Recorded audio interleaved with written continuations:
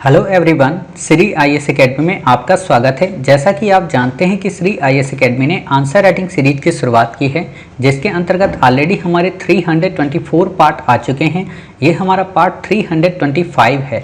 अपने इस पार्ट में हम देखेंगे कि आपके द्वारा हमारे टेलीग्राम चैनल पर किस प्रकार का प्रश्न लिखकर भेजा गया, उसे आपने किस तरीके से लिखा और वास्तव में आपको उसमें किन किन बिंदुओं को ऐड करने की आवश्यकता है।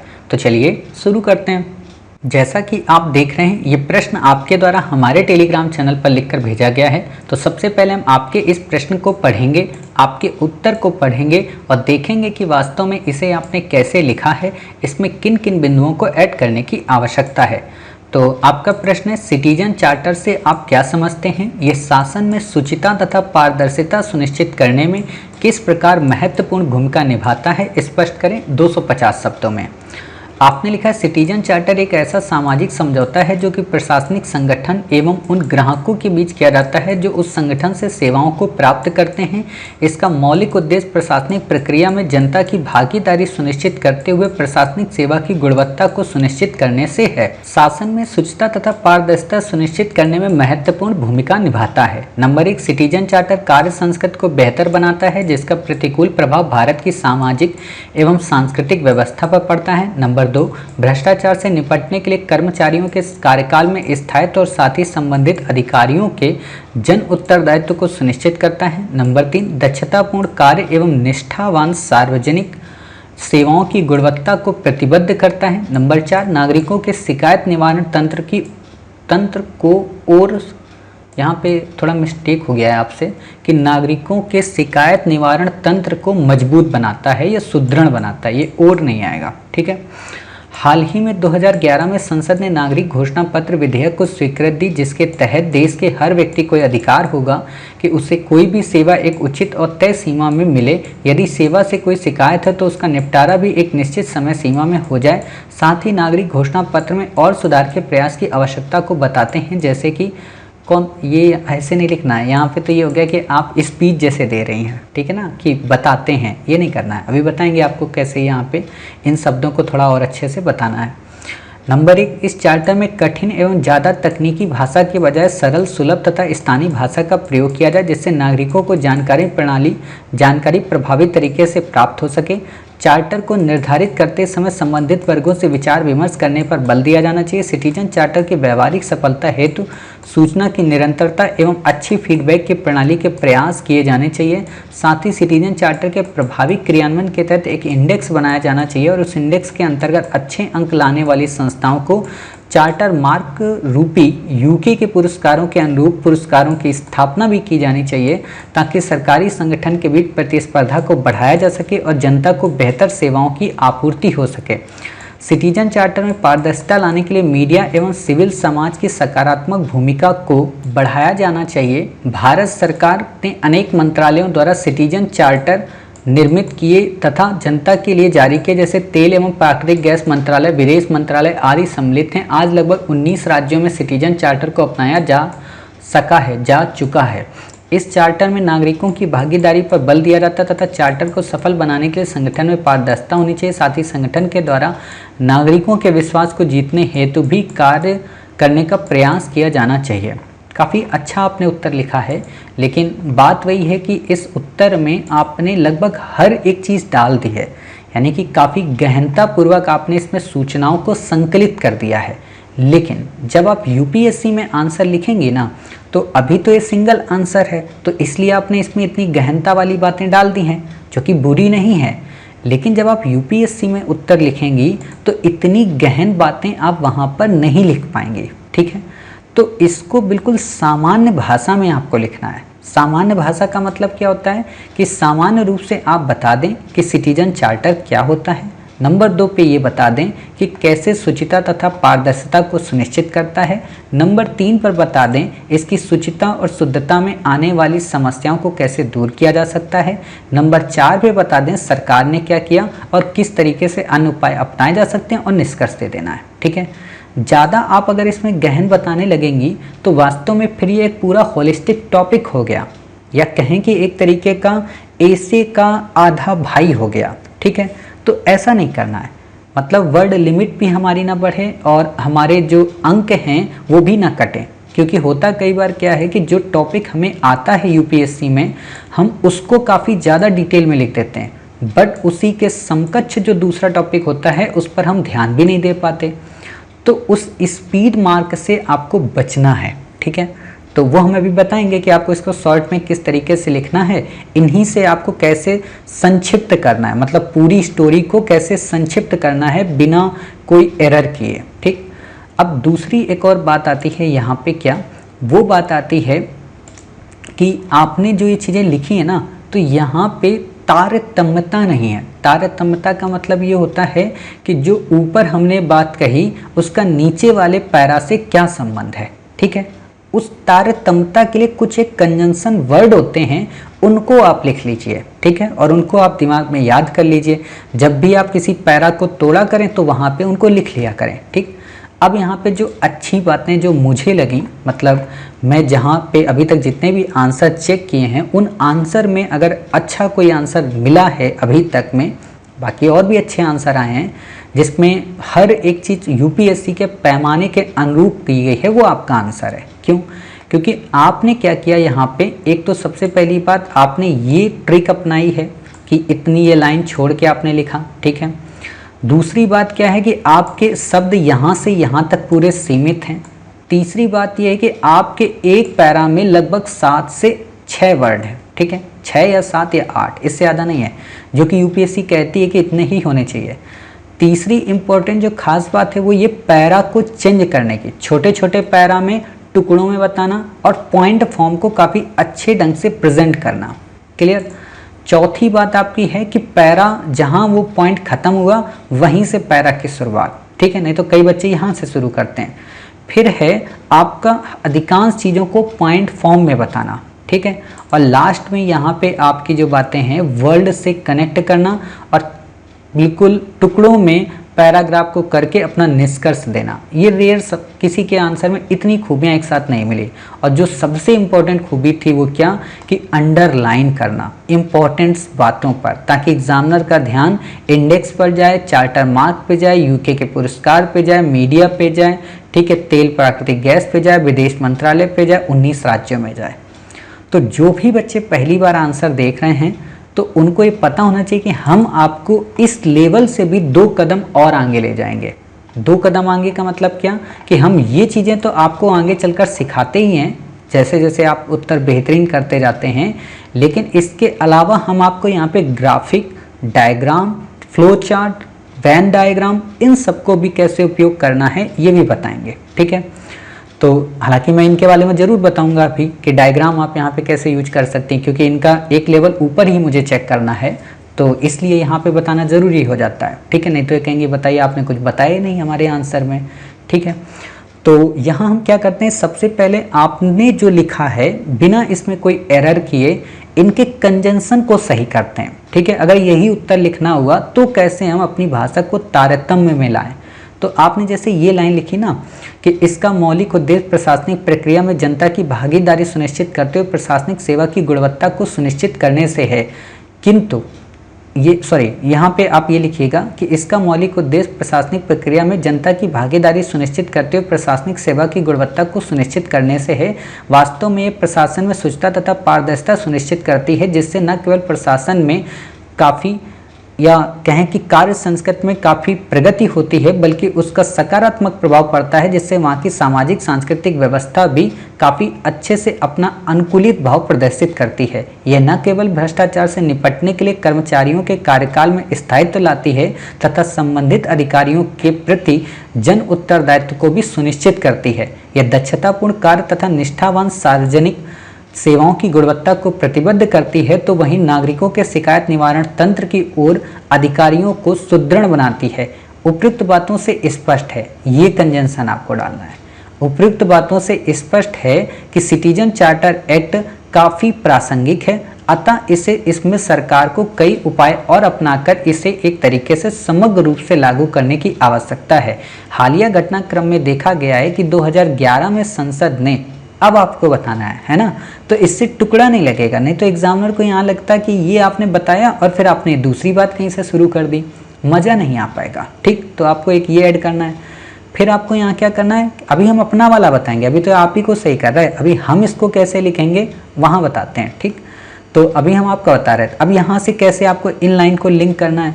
साथ ही नागरिक घोषणा पत्र की सुधार के प्रयास की आवश्यकता को बताते हुए, जैसे कि देखिए अब आप सुधार दे रहे हैं, सरकार द्वारा किए गए उपाय के अलावा हमें अन्य उपायों की ओर ध्यान देने की आवश्यकता है जो कि निम्नवत हैं। देखो यहाँ पे दो बातें मैं बताऊं, हर जगह पे जैसा कि मत लिखें, एग्जामिनर को पर्यायवाची शब्द दिया करें। जैसे आपने यहाँ पे बता दिया कि ये महत्वपूर्ण भूमिका निभाता है, ठीक है।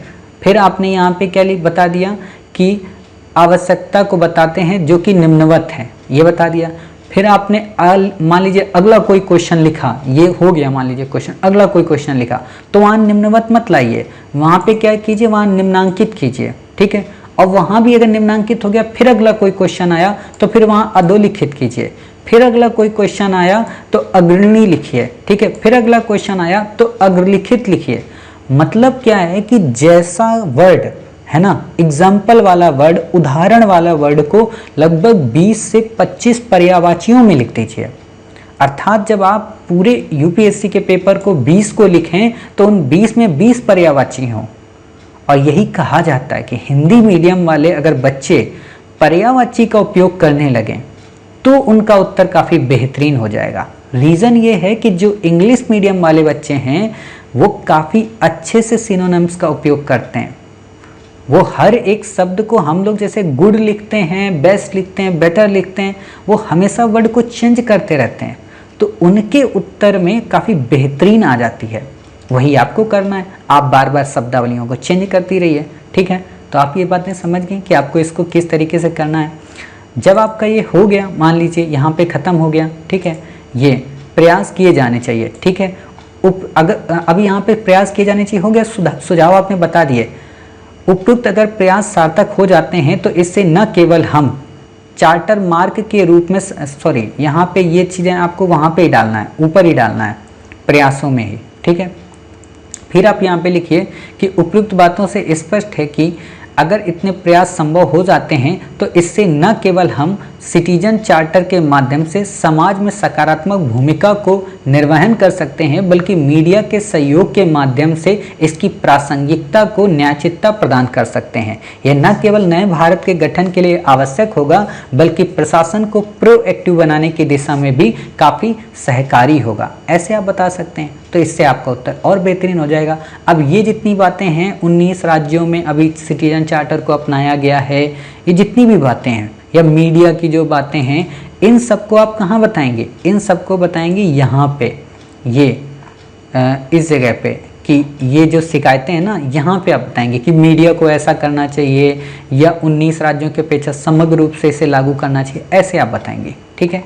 अब ये तो हो गया आपका उत्तर, ठीक है। आप सोच रहे होंगे हमारे उत्तर में इतना समय क्यों दे रहे हैं, क्योंकि आपने अच्छा लिखा है। तो मेरा उद्देश्य होता है ना कि अच्छे वाले को लिख के यूं ही ना टरका दो कि हाँ बहुत अच्छा लिखा, ठीक है ऐसा ही लिखते रहे, ये काम नहीं है। मेरा मतलब होता है कि आपने इतना अच्छा लिखा है तो इससे और अच्छा आप लिख सकती हैं, ठीक है। तो अब मैं इसको और अच्छा कैसे लिखना है वो बताता हूँ कि बेहतरीन ढंग से इसको कैसे फ्लो में आपको लिख देना है उत्तर, ठीक। तो मेरा फ्रेम पहले आप समझ लीजिए कैसे आपको लिखना है। आपको पहले सिटीजन चार्टर बता देना है क्या होता है, ठीक है। महत्वपूर्ण भूमिका जो है ना, इसको थर्ड में बताना है, थर्ड लेयर में। सेकेंड में बताना है इसकी चुनौतियों को साथ में, ठीक है। और जब भूमिका बताएंगे तो भूमिका के साथ में ही सुझाव और सकारात्मक रवैया और फिर निष्कर्ष दे देंगे, ठीक है। अब कैसे करना है तो देखिए, ऐसे आपको लिखना है पूरा आंसर।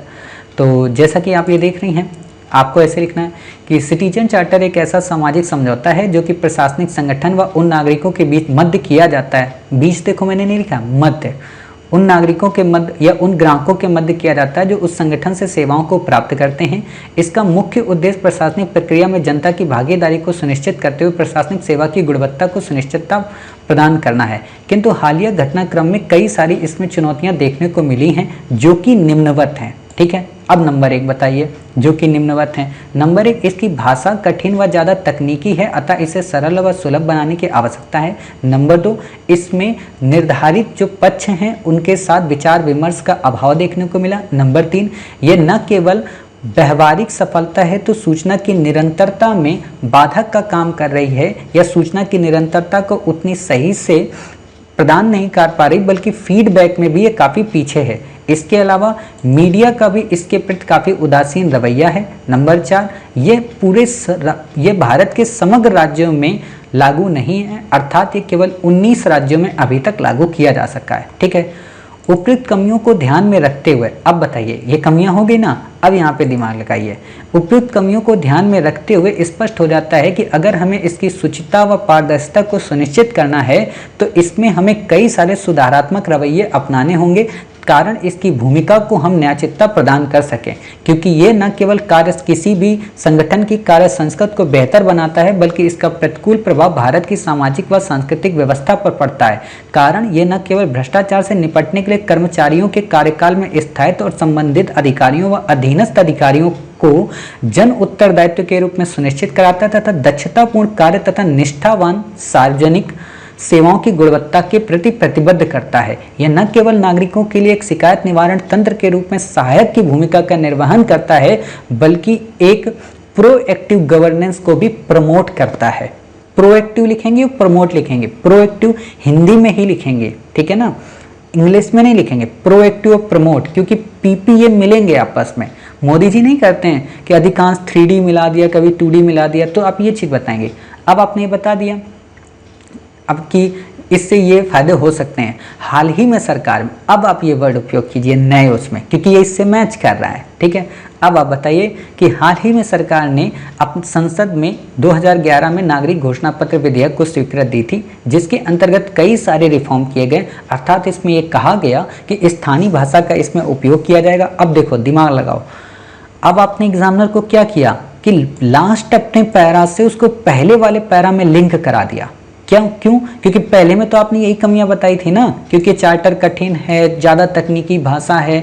अब आप यहाँ उसके समाधान बता रही हैं, यही होना चाहिए, पहले कमियां बताओ फिर उसके समाधान बताओ। ठीक, अब आपने बता दिया कि साहब ये होना चाहिए, अलग अलग वर्गों से विचार विमर्श करना चाहिए, ठीक है, इसकी सूचना की निरंतरता को प्रवाहित करना चाहिए, अच्छा फीडबैक देना चाहिए, इसका एक तरीके से मैनेजमेंट होना चाहिए, इसके लिए एक तरीके का पुरस्कार करना चाहिए, इंडेक्स बनाना चाहिए, ये सारी चीज़ें बता दीजिए। मीडिया की भूमिका को इसमें उदासीन की अपेक्षा सजग बनाना चाहिए, ताकि भारत सरकार न केवल अन्य संगठनों की बात या अन्य संस्थानों की भांति शेष संस्थानों में भी इसकी प्रगति को इंश्योर कर सके, बल्कि समग्र रूप से भारत के हर एक राज्य में इसे इम्प्लीमेंट कर सके, जिससे न केवल वहाँ के नागरिकों को संविधान में निहित उनके अधिकारों की प्राप्ति हो सकेगी, बल्कि कहीं ना कहीं उनके फंडामेंटल राइट आप संविधान से जोड़ दो या आप प्रस्तावना से जोड़ दो, है ना, कि उनके न्याय की पुष्टि हो पाएगी। निष्कर्षतः कहा जा सकता है कि नए भारत के निर्माण के लिए प्रशासन की भागीदारी को सुचिता व शुद्धता पूर्वक लागू कराने के लिए, उनकी प्रतिबद्धता को यथावत कराने के लिए सिटीजन चार्टर एक प्रासंगिक भूमिका निर्वहन कर सकता है ना। ऐसे भी आप लिख सकती हैं। तो आप समझ गए, मैंने आपको लगभग इसमें सारे डायमेंशन कवर करा दिए, हर एक तरीके से कैसे आप लिख सकती हैं, कैसे सॉर्ट कर सकती हैं, अपने वाले को ही कैसे बेहतरीन कर सकती हैं, और क्या ऐड कर सकती हैं। फ्लो चार्ट नहीं बताया, बता दे रहा हूँ। जैसे आपने ये लिखा, ठीक है ना, तो आप जब सुचिता व शुद्धता की बात करते हैं ना भूमिका को लेकर, तो जब मैंने भूमिका वाला पार्ट बताया था, आपको याद होगा कि पहले मैंने सिटीजन चार्टर बताया, फिर मैंने कमियां बताई, फिर मैंने भूमिका बताई।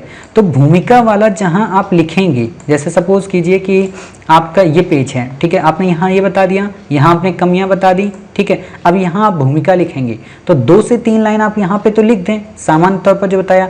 बीच में यहाँ पे आप क्या करें, ऐसे एक डायग्राम बनाएं, ठीक है, और बीच में लिख दें यहाँ पे क्या, भूमिका, और भूमिका लिखने के बाद ऐसे इसका फ्लो चार्ट बनाएं, ऐसे डिजाइनेबल वाला सन की तरह का, ठीक है।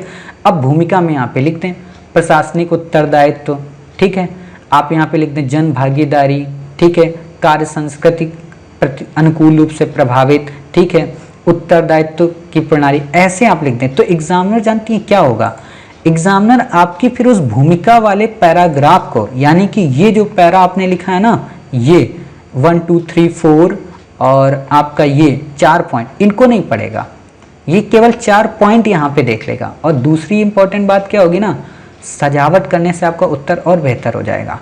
इसमें अगर फूल आ जाएगा, सोचो बीच में अगर ये आपने डेकोरेट कर दिया तो इतनी जगह और इतनी जगह स्पेस मिल जाएगी और ये ऐसे डेकोरेट हो जाएगा, तो एग्जामिनर को लगेगा वाओ इस स्पेस को ये सही से यूज कर लेती है। दूसरा एग्जामिनर को क्या लगेगा कि ये लड़की क्रिएटिव है। तीसरा उसको क्या लगेगा कि ये परिस्थितियों को फ्लो चार्ट के माध्यम से भी, यानी कि इसका माइंड जो है काफी कॉन्सेप्चुअल है, ये विपरीत से विपरीत परिस्थिति में भी बिल्कुल सामान्य तरीके से उत्तर लेखन कर सकती है, सामान्य तरीके से प्रॉब्लम को सॉल्व कर सकती है। ये सब इसलिए कराए जाते हैं, ऐसा थोड़ा ना होता कि उनका मन है कि आप फ्लो चार्ट बनाइए, वो आपकी पर्सनैलिटी को चेक करना चाहते हैं। उम्मीद है आप समझ गई होंगी कि इस प्रश्न का उत्तर कैसे लिखना है। ठीक है, तो जो भी बच्चे इस प्रश्न को सुन रहे हैं जरूर सुने, ऐसे प्रश्न बहुत अच्छे होते हैं। और बाकी तो आप निश्चिंत रहिए, 6 तारीख से तो हम ऑलरेडी इथिक्स आपको पढ़ाएंगे, तो वहाँ पे तो इससे भी बड़े बड़े डिस्कोर्स होंगे और अच्छे डायमेंशन कवर होंगे। मिलते हैं फिर आप ही के द्वारा भेजे गए एक नए प्रश्न के उत्तर के साथ। तब तक अपना ख्याल रखिए और स्वस्थ रहिए।